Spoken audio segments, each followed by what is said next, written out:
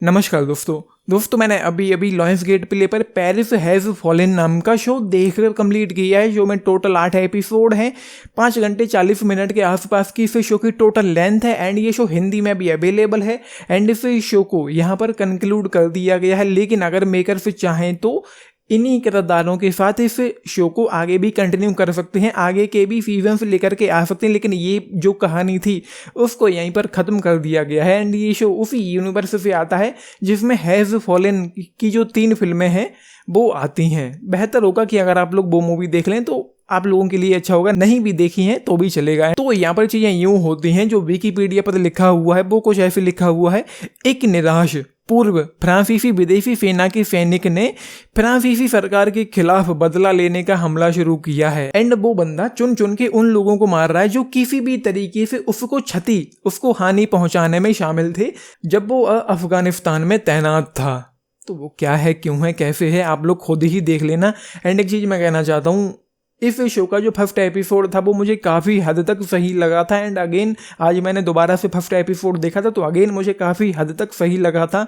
Problem शुरू होती है सेकंड एपिसोड से। इस शो की जो सबसे बड़ी कमी है वो ये है कि इस शो में ट्रीटमेंट के नाम पर कुछ भी नहीं है, ज़ीरो है ये शो ट्रीटमेंट के नाम पर। ना तो कोई इंटेंसिटी है, ना कोई एक्साइटमेंट है, ना कोई थ्रिल है, ना कोई सस्पेंस है, ना कोई टेंशन है, ना कुछ भी बहुत बड़े ट्विस्ट एंड टर्न्स हैं। हालांकि अंत के जो 2 एपिसोड थे जहाँ पर 7th एपिसोड में जो बॉम्ब पेरिस को उड़ाने वाली जो बातें हो रही थी वो थोड़ा सा कुछ ऐसा हो गया था कि वहाँ पर जाकर के मुझे ये शो एंगेजिंग लगने लग गया था। लेकिन उससे पहले यहाँ पर प्रॉब्लम ये थी कि ये शो मुझे पूरी तरीके से अपने साथ हुक एंड बुक ही नहीं कर पाया, एंगेज ही नहीं कर पाया। कुछ भी ऐसा हो ही नहीं रहा था कि इस शो को आगे देखने की कोई एक्साइटमेंट हो, कुछ भी ऐसा हो कि मैं ये कह पाऊँ कि मैं कुछ अच्छा सा देख रहा हूँ या मुझे देखने में मज़ा आ रहा है। अगर उस दिन मैंने फर्स्ट एपिसोड का क्विक रिव्यू न किया होता तो आज शायद मैं इस शो को एंड तक देख ही नहीं पाता एंड बीच में ही छोड़ छाड़ के अपना जो टेक होता वो आप लोगों को दे देता।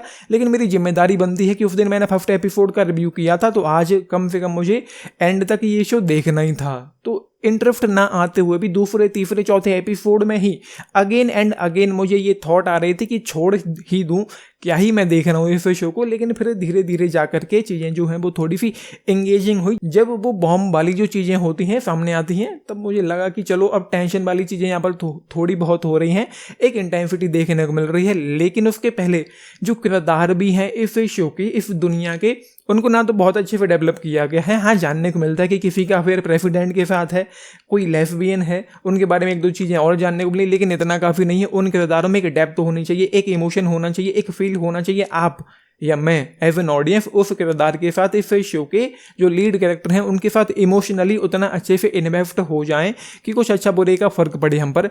3rd एपिसोड के एंड में जब प्रेसिडेंट का नाम सामने आता है, जो भी था वो बस में जिस महिला का कत्ल कर दिया गया था, वहाँ पर जब प्रेसिडेंट का नाम सामने आता है तो वो थोड़ा सा मुझे सरप्राइजिंग लगा एंड एक मिस्टेक मैंने पकड़ी है इस शो में। हालांकि कोई बहुत बड़ी नहीं है, अगर मैं इसको इग्नोर भी कर देता तो कोई फ़र्क नहीं पड़ता। ये सीन आप देखिए, इसमें आप देख रहे होंगे कि जो सिमोन नाम की जो बंदी है वो अपनी सिस्टर क्लेयर से बातें कर रही है फ़ोन पर। एपिसोड 7 में ये होता है, लेकिन ज़रा गौर करने पर पता चलता है, आप ध्यान से देखिए, सैमसंग का ये फ़ोन है और इस फ़ोन पे कॉल आ रही है, मतलब इनकमिंग कॉल है जो अब तक रिसीव नहीं हुई है और ये ऑलरेडी बात कर रही है उससे।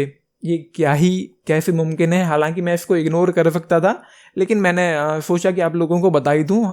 कोई बड़ा इशू नहीं है, लेकिन फिर भी जो पकड़ में आया है वो मैं आप लोगों को बता रहा हूँ। तो बस ये एंड, ये शो खत्म होते होते कोई बहुत बड़ा सेटिस्फैक्शन दे के नहीं जा पाता है। एंड जो विलेन है यहाँ पर, उसकी कहानी में मुझे एकदम देखने को मिली। पाकिस्तान में लाहौर में उसके साथ जो वो कार बॉम्ब ब्लास्ट हुआ था जिसकी वजह से ये सारी चीज़ें होती हैं, वो चलो कहीं तक उस किरदार में एक इमोशन था कि वो प्यार में था एंड उसकी जो भी हुआ है तो वो बदला ले रहा है, तो वो क्या है देख ही लेना आप लोग। एंड आई एम श्योर कि हो सकता है आप लोग ऑलरेडी इस शो को देख चुके होंगे।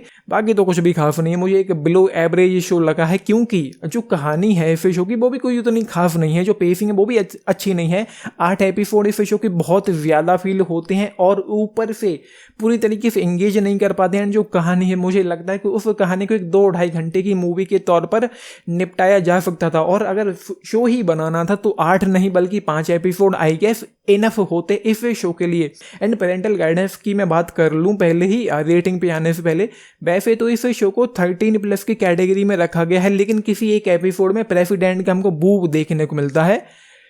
जो हो सकता है आप लोग फैमिली के साथ नहीं देखना चाहेंगे, क्लियरली नहीं दिखता है लेकिन दिखता है, आप लोग उसका ख्याल रखें। बाकी या उसके अलावा यहाँ पर कुछ एक दो और किसिंग सीन्स हैं, उसका आप लोग ख्याल रखें। बाकी तो यहाँ पर कुछ भी बहुत बड़ा नहीं है। एंड एक्शन के नाम पर मैं कह सकता हूँ कि हाँ चलो एक्शन जो इस शो का है वो कहीं तक अच्छा लगता है, जो सिनेमेटोग्राफी है वो अच्छी लगती है। I will go with just 3 stars out of 5 इस शो के लिए। बाकी 10 में से अगर आप लोग पूछे, मैं 5.5 स्टार्स की रेटिंग देना चाहूँगा इस शो को। मुझे ये एक बिलो एवरेज एक फ्लॉप शो लगा है, जिसमें कुछ भी खास तो था ही नहीं। जो ट्रीटमेंट इस शो में होने चाहिए थे वही नहीं है इस शो में। तो ये आप लोगों ने देखा है, अपने टिप्स जरूर लिख बताना। बाकी लाइक शेयर सब्सक्राइब भी करना चैनल को, वीडियो को। And this is Nitesh signing off, thank you.